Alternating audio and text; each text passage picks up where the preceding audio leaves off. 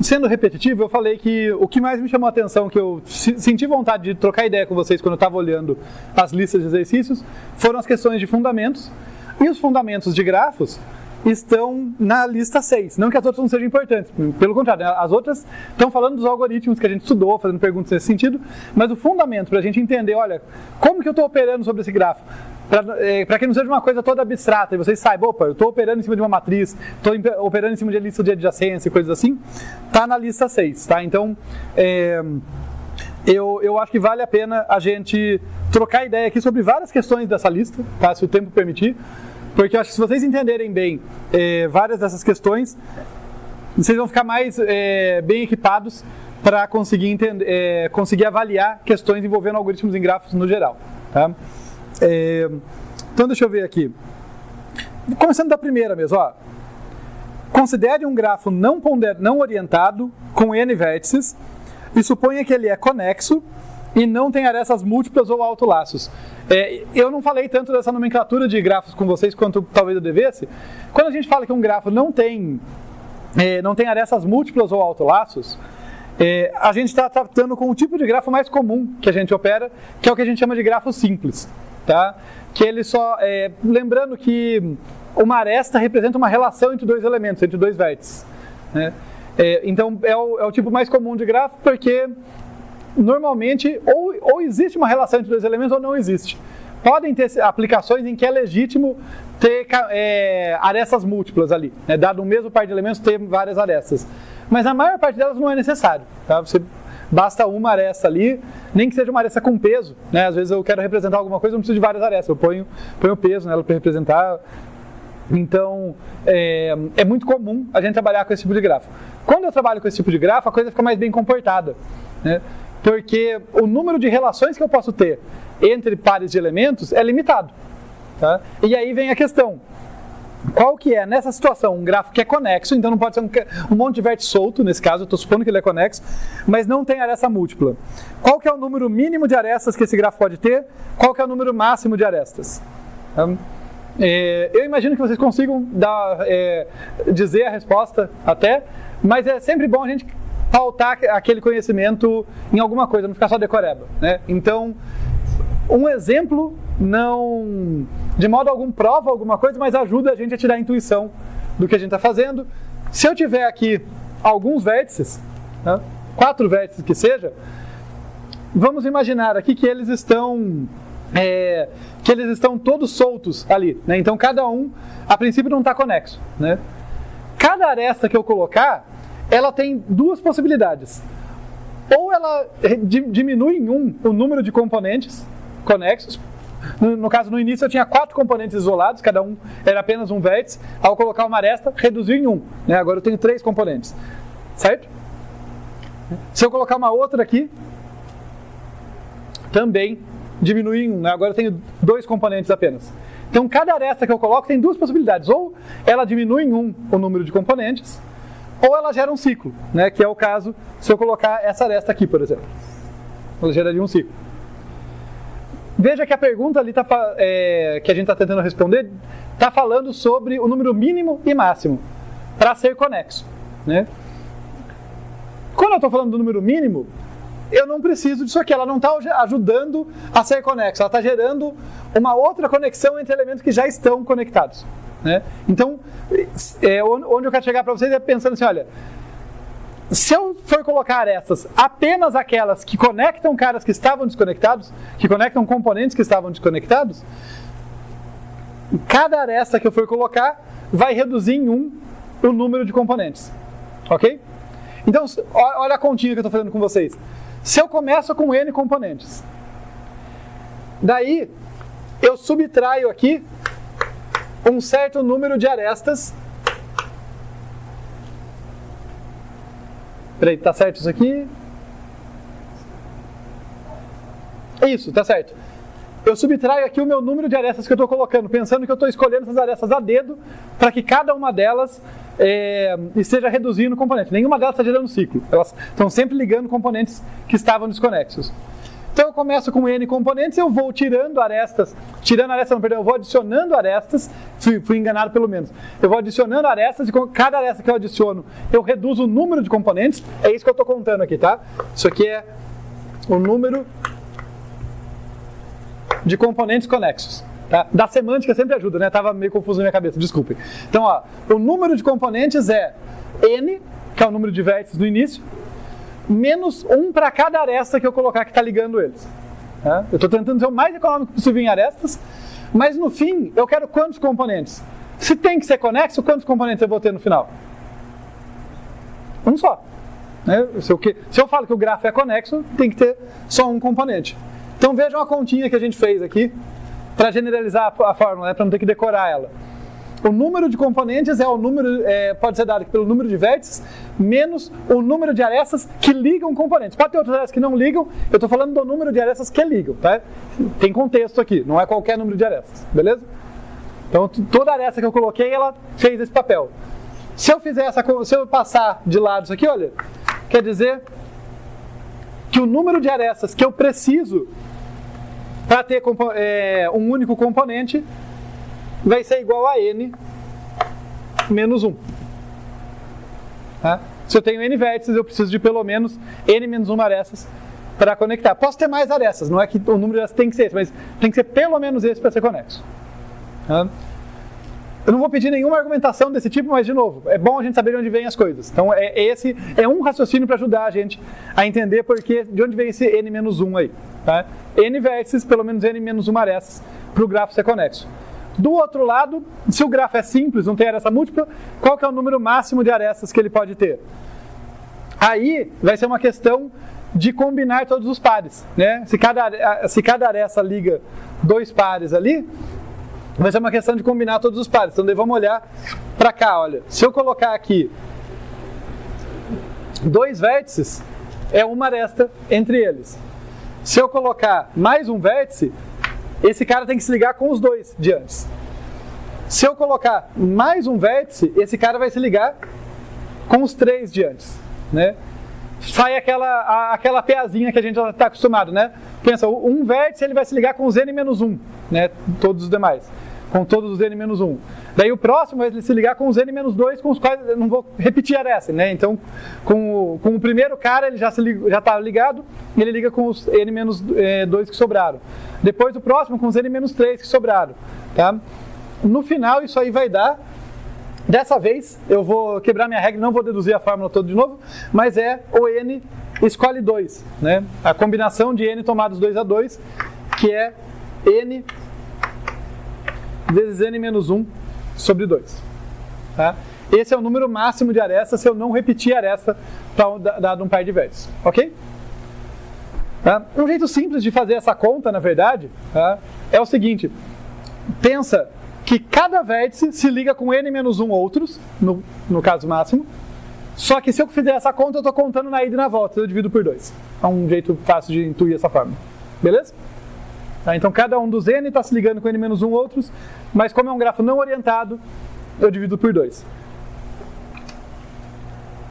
Aí dá pra gente fazer uma pergunta essa. Isso que é uma coisa legal dessa lista, que ela tem várias perguntas não feitas ali, que é só a gente trocar alguma coisa, né? Então, grafo não orientado, conexo e simples, esse é o número mínimo de arestas, esse é o número máximo. E se ele for orientado? Ele ainda é conexo e simples, não tem arco repetido, mas agora os arcos têm orientação. Isso quer dizer que um arco indo de U para V não é igual ao arco voltando de V para U. Então isso não seria considerado uma repetição. Qual que é o número máximo de arestas nesse caso? Perdão? Multiplica por 2. Então, se o grafo for não orientado, é N vezes N menos 1 sobre 2. Se ele for orientado, mas ainda assim simples, né, não tem aresta repetida, N vezes N menos 1. Né? De novo, a lógica faz sentido. Né? Cada um dos N vértices vai ter arco indo para todos os outros N menos 1 vértices. Só que os arcos voltando eu não estou contando 2 vezes, porque são outros arcos que estão voltando. Então, fica certinho. N vezes N menos 1 dá o máximo de arcos possível. O mínimo, a gente não fala sobre isso agora. Mas por quê? Por causa de algo que vocês estudaram. Porque grafo não orientado, o conceito de conectividade é simples. Né? Grafo orientado tem aquela questão, conexão fortemente conexo ou fracamente conexo? Tá? Então daí é uma outra questão, daí a pergunta, não dá para simplesmente fazer a mesma pergunta, eu teria que definir o que é fracamente conexo, o que é fortemente para fazer. Tá no páreo isso, porque a gente estudou isso também, mas não seria uma generalização tão natural da questão. Tá? Se fosse fracamente conexo, seria o mesmo n-1.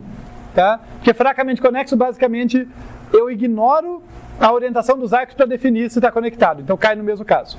Agora, fortemente conexo é um outro bicho. Tá? Fortemente conexo já fica um pouco mais complicado. Até eu aproveitar a oportunidade para lembrar vocês disso, vejam, aqui, por exemplo, está todo mundo conectado, né? Mas se eu fizer um grafo muito parecido, só que colocar orientação naqueles arcos, veja que esses caras estão fracamente conexos, no sentido que se eu ignorar a orientação, estão todos no mesmo componente. Tá? Então é um componente fracamente conexo.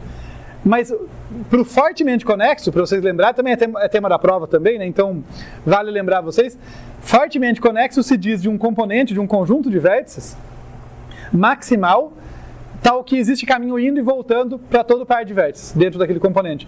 Tem caminho indo e voltando entre cada um desses, entre algum par de elementos aqui? Então cada um desses é um componente fortemente conexo diferente, a despeito de terem arcos entre si. Tu vê que vira um outro bicho aqui, né? Tipo, olha, eu tenho, nesse caso aqui, eu tenho 4 componentes conexos, né? Fortemente conexos distintos, e não é o caso de não ter nenhuma aresta. Né? No grafo não orientado, isso só aconteceria se eu não tivesse aresta no grafo. No caso do grafo, do grafo orientado, de grafo, né, o grafo dirigido, é mais complicado. Eu posso ter arcos e ainda assim, quando eu falo de fortemente conexo, ter N componentes distintos. Isso pode acontecer com tranquilidade. Então, é um bicho um pouquinho mais chato. A gente pode discutir isso, se a gente conseguir chegar lá, mas como essa primeira parte que eu estou revisando é sobre os fundamentos de grafos, isso aí estaria mais na aula de busca em profundidade, em que a gente estudou uma aplicação dela para componente fortemente conexo. Daí, se chegar lá, a gente pode aprofundar mais um pouquinho nisso. Tudo bem, só essa introdução, assim, essa revisão de conceitos fundamentais, né?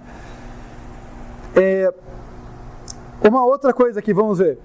Essa eu gosto bastante, porque eu gosto de analisar os algoritmos, de mostrar que os algoritmos são corretos, mas também gosto bastante, você deve ter percebido, da gente avaliar o custo, a eficiência deles. Né? Então vamos lá. Ó. Supondo que um grafo é representado por uma matriz de adjacência, qual que é a ordem de grandeza do espaço ocupado por ele? Se é um grafo com n vértices e m arcos, ou m arestas, whatever, ele foi representado por uma matriz de adjacência. Qual que é a ordem de grandeza do espaço? N quadrado, né? Não tem para onde fugir. O número de arcos não é relevante. Né? Não é uma representação cujo tamanho é sensível, cujo tamanho no sentido memória, né? Cujo espaço ocupado é sensível ao número de arcos. Não faz diferença. É aquele caso que eu posso até ter um grafo esparso, mas eu vou ter uma matriz cheia de zeros. Tá? Então, de novo, figurinha para a gente lembrar. Matriz de adjacência, eu estou falando disso aqui, olha. Eu vou de 0 até n-1, e de cada posição aqui sai um vetor que vai de 0 até n-1. Tá? Na memória do computador, se a alocação for dinâmica, vai ser um monte de vetorizinhos ali. Mas para a gente imaginar matematicamente, tem esse discernimento, tá? Na memória do computador vai ser algo assim. Mas para a gente, eu acho que é conveniente pensar, olha, é realmente uma matriz. Tá? Vai funcionar como uma matriz para quase todos os efeitos. Ok? Tá, então, eu posso pensar na coluna dela. Por mais que a gente saiba, né, a gente computeiro, a gente sabe que essa coluna está distribuída em um monte de vetores diferentes. Né? Mas eu posso pensar numa coluna aqui, num J, aqui eu tenho a coluna. Então, é uma matriz de fato. A representação mais básica ali, se eu só quero saber se existe ou não uma aresta, não estou pensando em pesos ainda, 0 ou 1. Né? 0 ou 1, mesmo que eu tiver pouquinhas arestas, eu vou ter que ter essa matriz inteira com quase todas as posições preenchidas por 0 e uma ou outra com 1, indicando a presença de um arco. Tá? Lembrando vocês da representação que eu estou dizendo aqui, olha, imagina que essa aqui é a iésima linha. Tá? Um valor 1 aqui significa existe arco do vértice I para o vértice J. Tá? Um valor J não existe. É essa a interpretação que a gente faz. E aí, a questão complementar. E se for uma representação com listas de adjacência? Qual que é o custo em memória? Qual que é o espaço ocupado? Perdão? N mais M, né? Porque daí eu estou falando de representar o grafo com um vetor, mas de cada posição do vetor vai sair uma lista me dizendo quem está lá. Então, por exemplo, imagina, nesse caso aqui, olha, o do I, ele tem um 1 aqui e ele está cheio de zeros. Quer dizer, o I só tem como vizinho J. Da posição I aqui na lista de adjacência sairia apenas uma lista com um elemento, que é o J. Tá? O comprimento das listas e, portanto, o espaço ocupado por elas vai depender do número de vizinhos e não do número total de vértices. Então, por isso que matriz de adjacência, espaço da ordem de n quadrado. Listas de adjacência, espaço da ordem de n, afinal, gasto esse vetor inteiro, mais m, que é a soma de todas as listas aqui, né? Uma posição para cada arco. Tudo bem, gente? Isso foi o impacto das representações no espaço. Vamos falar rapidinho do impacto na eficiência. Então, um grafo não dirigido, tá? Vamos pensar que eu tenho um grafo não orientado, tá? Então tem os arcos nos dois sentidos, né? Representado por uma matriz de adjacência, tá? Então estamos no caso da matriz. Qual que é o custo em número de operações, qual que é a ordem do número de operações para identificar as arestas incidentes em V? As arestas que atingem um certo vértice V. Qual seria o custo? E agora? Perdão? Na matriz. Da ordem de n. Mas me diz aqui na matriz, onde que eu vou procurar para saber quais são os arcos incidentes em V? Não. São os incidentes, não são os que saem, são os que entram. Na coluna. Então, na matriz, isso acaba sendo quase a mesma coisa. Mas vocês vão entender por que eu estou fazendo esse discernimento. Então, vejam. Se eu quero saber os arcos que incidem em I, por exemplo... Tá? Não, falei besteira, desculpa. Não, os arcos que incidem em J, desculpa, né, se eu quero saber os arcos que incidem em J, eu vou na coluna J e olho em todas as linhas naquela posição, tá? Para saber de onde vêm os arcos que chegam nela. Tá? Se eu quiser saber os arcos que saem de um certo vértice, daí eu olho na linha dele. Por que isso é muito relevante? Porque na matriz, meio que tanto faz olhar a linha ou olhar a coluna. Eu digo meio que tanto faz porque tem um detalhe, mas é muito menor do que o que eu vou falar depois.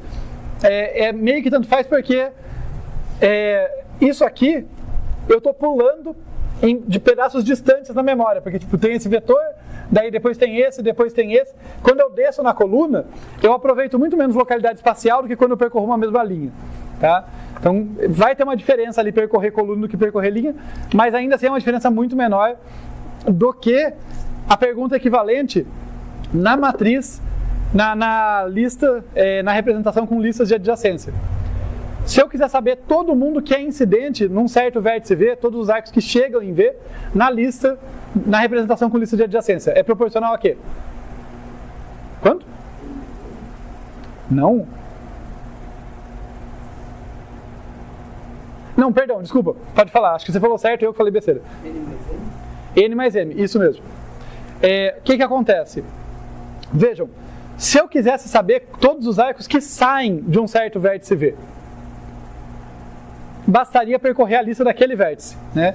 Então seria proporcional a, no caso, se fossem os que saem, tá? Então, arcos que saem aqui. O custo seria da ordem da norma de delta mais de V. Tá? Porque, o que é isso aqui? Sempre lembrando vocês essa anotação feia. Esse é o tamanho da lista de adjacência daquele vértice. Tá? É exatamente o que eu represento lá. São todos os arcos que saem daquele vértice. Então o custo seria proporcional à lista dele. Agora, como eu estou perguntando os incidentes, é uma pergunta pegadinha, né? Eu quero saber os que chegam nele. Para saber os que chegam nele, eu tenho que olhar todas as demais listas. Eu tenho que olhar a lista de todos os vértices que não são o V e percorrê-las para para procurar em cada uma delas se o V está aparecendo. E isso vai ser da ordem de n mais m. Tá? Então, enquanto na lista de adjacência percorrer... Na matriz de adjacência percorrer a coluna é da ordem de m, de n, ó céus, trocando tudo aqui. Percorrer a coluna que é da ordem de n, a mesma questão aqui vai ser da ordem de n mais m, porque eu basicamente tenho que percorrer tudo. Ok? Mas vejam que isso não é incontornável. Até por isso que eu queria trazer a discussão, porque para além da resposta da pergunta, tem uma coisa interessante aí para a gente discutir, para a gente analisar. Que é o seguinte, por que tem essa dificuldade? Porque normalmente, para a maior parte dos algoritmos, dado um vértice, eu quero saber quais arcos saem dele. Pensem na busca. Né? A busca a gente segue os arcos, a gente não vai ao contrário. Né? Então, para a maior parte dos algoritmos, eu quero saber os arcos que saem. E daí, para saber os arcos que saem, basta a representação padrão de lista de adjacência. Se eu tiver um algoritmo que é super importante eu saber os arcos que entram, eu não preciso ficar me condenando a fazer isso aqui, tá? Para cada busca. Eu não preciso me condenar a fazer isso aqui para cada busca. Por quê? Eu posso fazer um pré-processamento em que eu calculo o G reverso. Tá? Inclusive, a gente fez isso para o algoritmo de Kozarajo. Tá? É um exercício interessante, inclusive, fazer... Tem lá o código, mas peguem para fazer por conta. A gente pode até discutir ele depois aqui. Como que eu faço um algoritmo simplesinho que vai percorrer um grafo inteiro, gerando a versão reversa dele, com os arcos invertidos. Quer dizer, ao invés da lista de adjacência representar os arcos que saem de V, ela vai representar os arcos que chegam em V. É como se eu representasse a transposta da matriz, né, se fosse uma matriz. Então, deixando no ar por enquanto, mas a gente pode aprofundar nisso. É um dos que eu achei que seria um algoritmo interessante para a gente ver aqui, não ficar só com respostas, né? Sim ou não, qual que é o valor e coisa assim.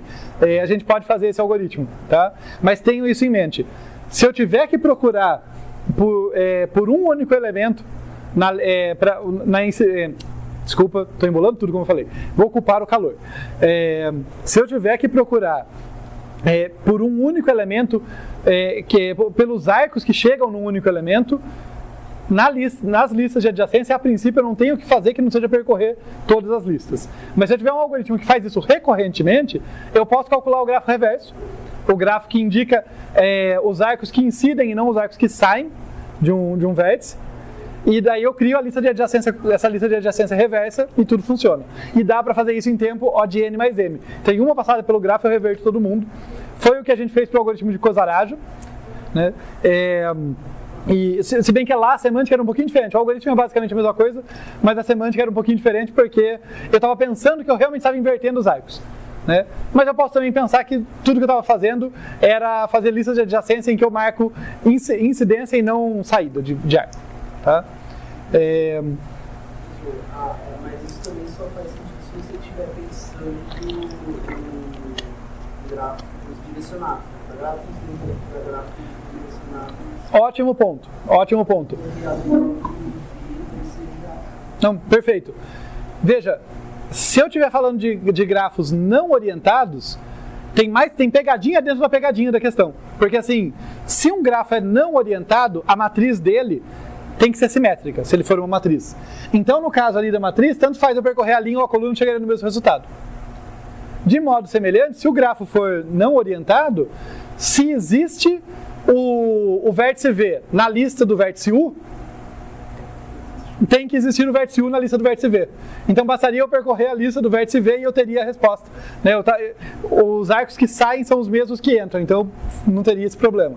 Daí seria proporcional a delta mais de V. Né? Daí, basicamente, no grafo não orientado, arcos saindo e arcos chegando são exatamente a mesma coisa. Então, eu resolveria tudo só olhando na lista do vértice que eu estou interessado. Acabou. Tem toda a razão. No caso de grafos orientados, grafos dirigidos, que eu tenho essa complicação. E daí pode ser conveniente ou não, se for necessário, criar o G reverso ali para me auxiliar. Mas é isso mesmo, perceba, É esse o tipo de coisa que eu acho que é legal a gente aprender a ser chato com os nossos algoritmos, sabe? Pensar assim, se eu mudar isso aqui, se eu mudar uma condição do grafo, alguma coisa quebra, alguma coisa fica mais fácil. Isso é bem legal para a gente consolidar a nossa capacidade de analisar. Não caiam na armadilha de só querer decorar, sabe? Assim, tal algoritmo faz tal coisa, sabe? Tenham esse pensamento crítico sobre os algoritmos que vocês estudam, as estruturas de dados e tal. É bem legal.